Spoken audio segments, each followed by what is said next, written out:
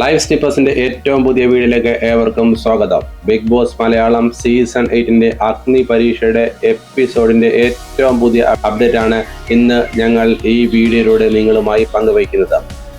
40 മത്സരാർത്ഥികളുമായി തുടങ്ങിയ അഗ്നി പരീക്ഷയിൽ നിന്നും ഇന്ന് 4 പേർ പുറത്തായിരിക്കുകയാണ്. അങ്ങനെ ആകെ 16 പേർ മത്സരത്തിൽ നിന്നും പുറത്തായിരിക്കുന്നു. നമുക്ക് ആരൊക്കെയാണ് ഇന്ന് മത്സരത്തിൽ നിന്ന് പുറത്തായതെന്ന് നോക്കാം. ഇനി 24 പേർ മാത്രമാണ് അഗ്നി പരീക്ഷ എന്ന ഷോയിൽ ബാക്കിയുള്ളത്.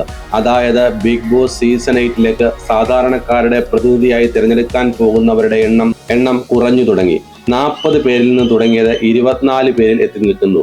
വരും ദിവസങ്ങളിൽ കൂടുതൽ പേർ പുറത്തു പോകാൻ സാധ്യതയുണ്ട്. ഇനി ഇന്ന് പുറത്തായ മത്സരാർത്ഥികൾ ആരൊക്കെയാണെന്ന് നമുക്ക് നോക്കാം. സോണി, സാബിറ, റിജോ, ജെറ്റി എന്നിവരാണ് ഇന്നത്തെ എപ്പിസോഡുകളിൽ പുറത്തായത്.